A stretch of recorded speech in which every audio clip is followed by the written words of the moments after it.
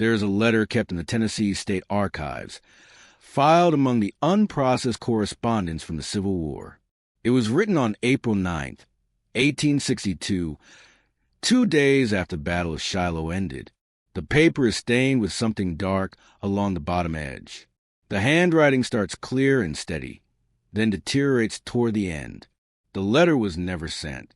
It begins, "I can still hear them say my name, though I am 3 miles from the field now. I know they are dead. I helped cover some of them myself. But they know who I am, and they will not stop calling." The writer was a medical steward attached to the 15th Iowa Infantry. His name was Daniel Holcomb. He was 24 years old. After writing this letter, he walked into the Tennessee River just before dawn. His body was found a quarter-mile downstream, lodged against a fallen sycamore. The letter was discovered in his coat pocket, folded twice, sealed but unaddressed. No one could say why he'd done it. He had not been wounded. He had shown no signs of distress to his tent mates. But 3 other men who work alongside him in the field hospital, men who cut off limbs and held down the dying and dragged bodies to the burial pits, also died within the week. One from a self-inflicted gunshot. Another simply stopped eating. The third walked into the woods and never came back. The official reports mention exhaustion, shock, the strain of tending to so many thousands of wounded in such a short span of time. But there are other letters, fragments of journals, testimony given years later by men who would only speak of it once and never again. They all say the same thing. After Shiloh, the dead would not stay silent. The Battle of Shiloh was fought on April 6th and 7th, 1862, in the southwestern corner of Tennessee, near a small log church called Shiloh Meeting House. It was one of the bloodiest engagements of the Civil War up to that point. Over 23,000 men were killed, wounded, or went missing in 2 days. The armies were so tangled together that in some places, Union and Confederate wounded lay side by side in the same ravines, calling for water, calling for their mothers, calling for God. When the guns finally stopped, the field stretched for miles. Peach orchards in bloom were shredded to splinters. The ground was plowed up by cannon fire. In the low places, where the creek ran, the water turned red. Men who survived said you could smell the blood before you saw the field. The wounded were everywhere. They crawled toward the roads. They propped themselves against trees. Some tried to walk back to their camps and collapsed along the way. There were so few surgeons, so few medical stewards, so few hands to carry stretchers or hold limbs steady for saw. Makeshift hospitals were set up in barns, in homes, in open fields under canvas. The screaming went on all night. Daniel Holcomb had been a medical steward for 8 months. Before the war, he had been a schoolteacher in Dubuque. He was a thin man with wire-rimmed glasses and a careful, methodical way of working. His letters home to his sister were brief and factual. He rarely complained. He described the weather, the food, the marches. He mentioned treating frostbite, dysentery, fevers. But he did not write much about the wounded. After Shiloh, he wrote nothing at all for 5 days. The field hospital where Holcomb worked was set up in a clearing near Pittsburgh Landing, close to the river. It was a long stretch of mud and trampled grass, lined with rows of men on blankets and tarps. Some had shelter halves stretched over them. Most did not. The surgeons worked at tables made from planks and barrels. The amputated limbs were piled to one side and hauled away in wagons when the piles grew too large. Holcomb's job was to assist, to hold men down, to tie off arteries, to clean instruments, to record names when he could, to mark the dead when they stopped breathing. On the first night after the battle, he worked without pause from dusk until following afternoon. His sleeves were stiff with dried blood. His hands shook. A chaplain who passed through the hospital later wrote that the medical stewards looked like specters themselves, pale, silent, moving through the rows without speaking. But it was the sounds that stayed with them. The men who were dying called out constantly. Some called for water. Some called for their wives, their children, their friends. Some called out names that no one recognized. And in the dark, when the lanterns guttered and the moaning rose and fell like wind through the trees, it became difficult to tell where one voice ended and another began. Holcomb worked through it. He did his duty. He did not falter. But on the third night, something changed. It began with the names. One of the other stewards, a man named Cyrus Tapper from Ohio, mentioned it first. He was sitting outside the hospital tent on the evening of April 9th, smoking a pipe and staring at nothing. Another steward, James LaRue, sat down beside him. LaRue later wrote about this conversation in a letter to his brother, a letter that was not discovered until the 1930s. Tucked inside a family Bible, LaRue wrote, "Tapper said to me, 'Did you hear them calling your name last night?' I told him I didn't know what he meant. He said, 'I heard mine clear as anything. 3 times, maybe 4. I thought it was one of the boys needing help. So I went down the rows with a lantern, but no one was awake. No one had called for me. I asked the ones who were still conscious, and they said they hadn't heard anything.'" LaRue admitted he had heard something similar, not his full name, but his surname, spoken softly, almost conversationally, as if someone nearby had been trying to get his attention. He had assumed it was one of the orderlies, but when he turned, no one was there.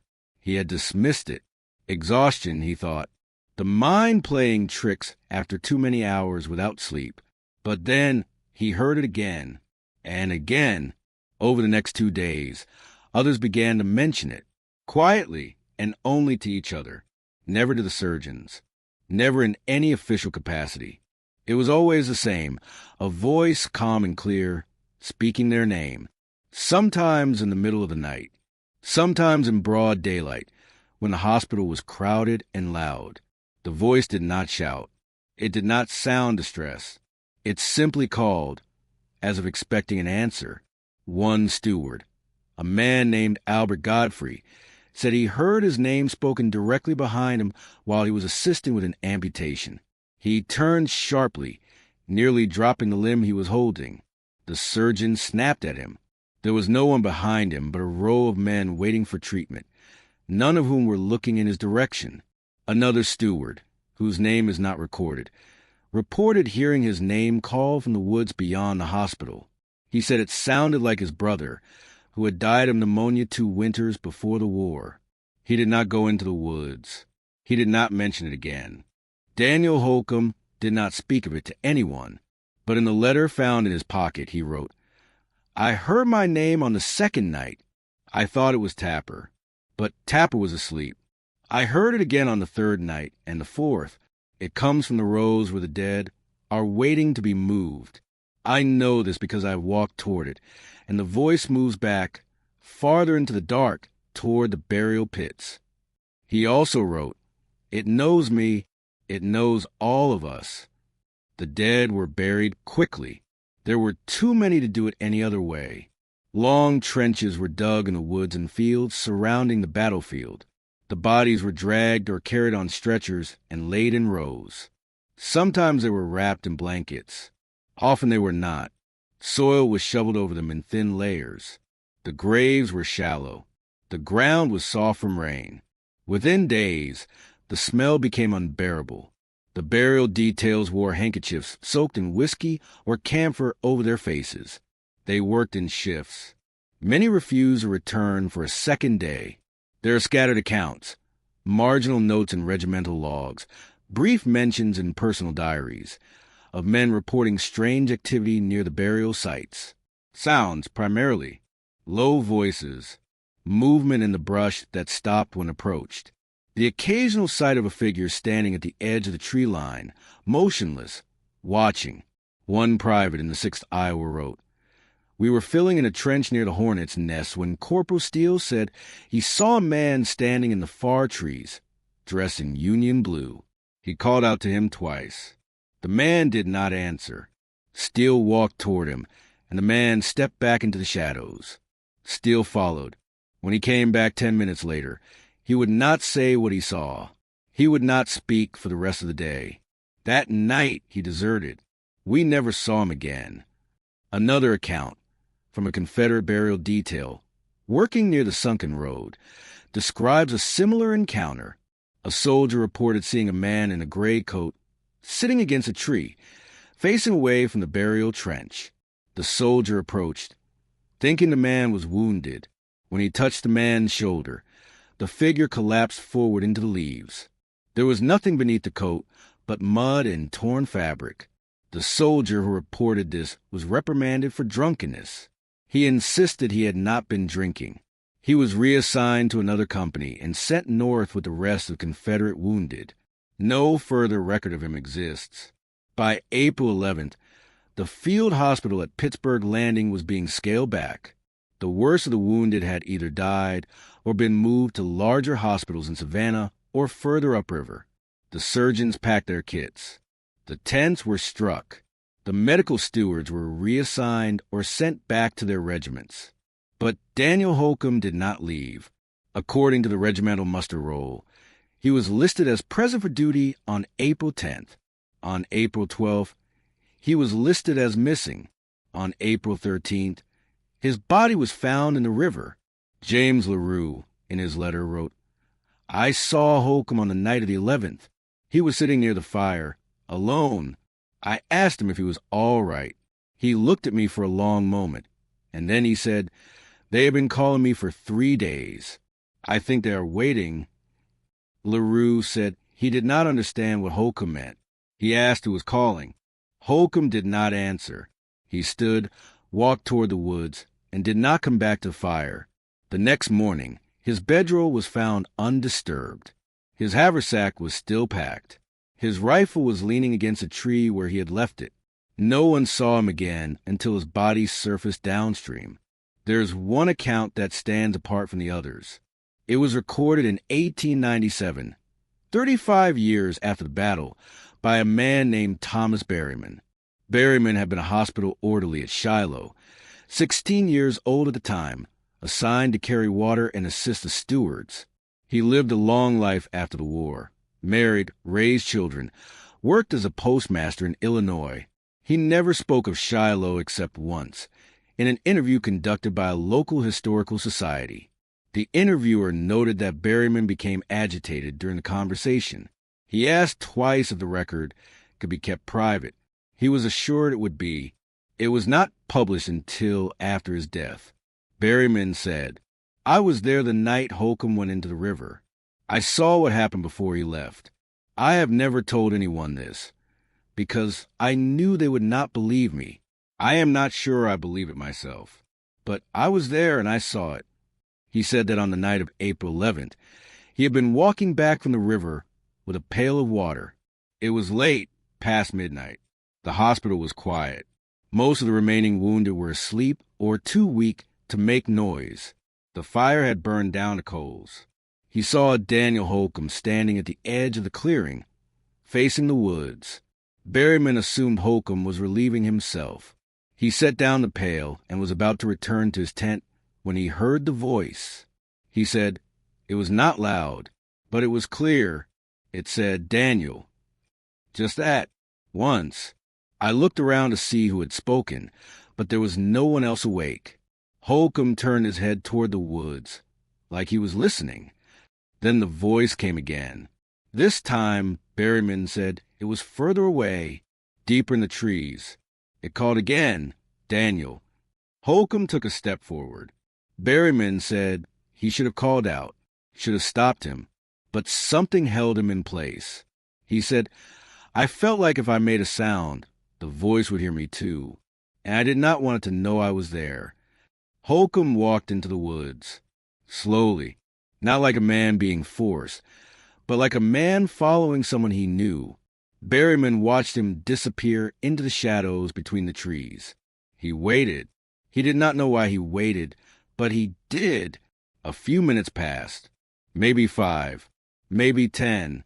Then he heard it again, the voice. But this time, it was not calling for Holcomb. It was calling his name. "Thomas." He said, "I will never forget the way it sounded. It was calm, patient, like someone calling you to dinner. But it was not a voice I recognized, and it was close, right behind me." He turned. and there was no one there. He ran. He did not stop running until he reached the tent where the other orderlies were sleeping. He crawled into his bedroll and pulled the blanket over his head. He did not sleep. He lay there, listening, waiting to hear his name again. He never did. But in the morning, Holcomb was gone. Berryman was not the only one who heard the voice that night. Cyrus Tapper, the steward from Ohio, also reported hearing something. He did not give details. He only said, in a brief note written to his wife, "I heard a man calling from the woods last night. I did not go to see who it was. I think that is why I am still here." Tapper survived the war, but he never worked in a hospital again. He became a farmer. He refused to attend veterans' reunions. His wife wrote, years later, that he would not allow anyone to speak his name aloud after dark. James LaRue, who had written the letter describing the voices, also survived. He returned home to Kentucky and lived quietly until 1871, when he died of a stroke. In his papers, found after his death, there was a single additional note about Shiloh. It was undated. It said only, "I think they were looking for help.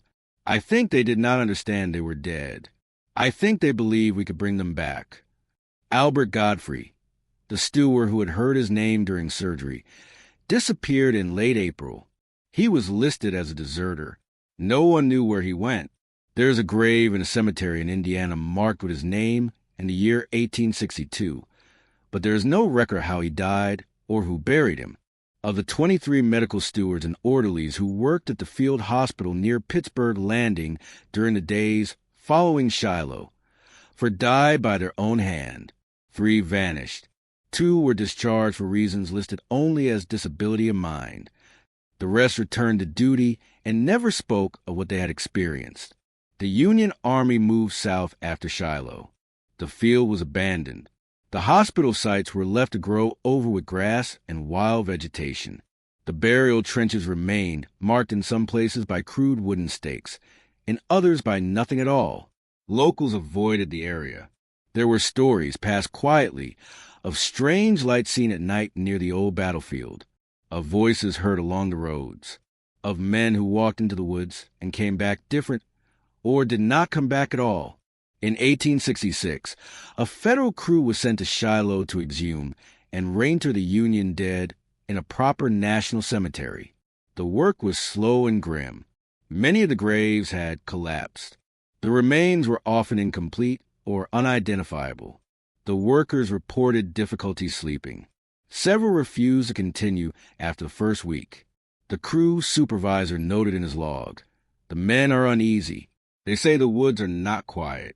I have heard nothing myself, but I do not walk there after dark." The work was completed, but the cemetery records are incomplete. Thousands of the dead buried at Shiloh remain listed as unknown. There is no official record of the deaths of the medical personnel. Daniel Holcomb's drowning was noted in the regimental log as an accident. The other deaths were attributed to illness, desertion, or lack of documentation. No inquiry was made. No investigation was conducted, but the letter survived, the fragments of diaries, the marginal notes in forgotten ledgers. In 1889, a veteran of the 15th Iowa attended a reunion in Dubuque. During a late-night gathering, after most of the men had gone to bed, he spoke briefly about Shiloh. Another veteran, a man who had not been at the battle, asked him what it had been like. The veteran from the 15th Iowa was silent for a long time. Then he said, "The worst part was not the dying. It was the days after, when we tried to bury them all and couldn't. When we heard them at night, still calling. I did not think they ever stopped." He would not say anything more. There are other stories, scattered across the decades. A farmer plowing a field near the old Hornets' nest in 1874 reported unearthing a shallow grave. He said that when he tried to rebury the remains, he heard a voice behind him, speaking a name he did not recognize. He left the grave open and never returned to that section of his land. A group of Confederate veterans visiting the battlefield in 1903 camped near the site of the old sunken road. They left before dawn. One of them later wrote that they had heard voices in the night, dozens of them, overlapping, calling out names, asking for water. He said they sounded near, but when they searched with lanterns, they found no one. In 1911, a historian researching the battle spent several nights near Pittsburgh Landing, recording interviews with local residents. In his private journal, he wrote, "I have heard things I cannot explain. I do not believe in ghosts, but I have heard voices here that do not belong to the living. I will not return." He did not. His research was never completed. The letter Daniel Holcomb wrote was filed away and forgotten. It was rediscovered in 1953 by an archivist sorting through uncatalogued Civil War correspondence. She read it, noted the stains on the paper, and placed it in a protective sleeve. It has been referenced in a handful of historical articles. Always briefly, always with the assumption that Holcomb was suffering from what we would now call post-traumatic stress. Perhaps he was, but the other letters say the same thing. The journals, the testimonies, they all describe the same phenomenon, the same voices, the same patient, persistent calling. There's a phrase that appears more than once in the writings of the men who survived Shiloh. It shows up in letters, in diary entries, in margin notes written years after the war. The phrase is always the same. They knew our names, not the names of regiments, not the names of generals or units or places, the personal names of the men who worked among the dying, the men who touched the bodies, who tried to save them, who buried them when saving was no longer possible. The voices did not call to the soldiers passing through. They did not call to the officers or the chaplains or the civilians who came to help. They called to the stewards, the orderlies, the ones who stayed close, who worked in the blood and the mud, who heard the last words and closed the eyes and recorded the names. It is as if the dead had made a list, and one by one they were calling it. I have stood on the battlefield at Shiloh. I have walked the trails through the woods where the hospitals used to be. The park is quiet now, well kept. There are plaques and monuments, rows of white headstones in the National Cemetery, neat and orderly under the trees. But the woods are still there, the ravines, the low places where the water runs after rain. And if you walk those places at dusk, when the light is failing and the sound of the day fade into stillness, you might notice something. The silence is not complete. There's always a voice, somewhere in the distance, just barely audible, calling a name you do not recognize. Or perhaps when you do,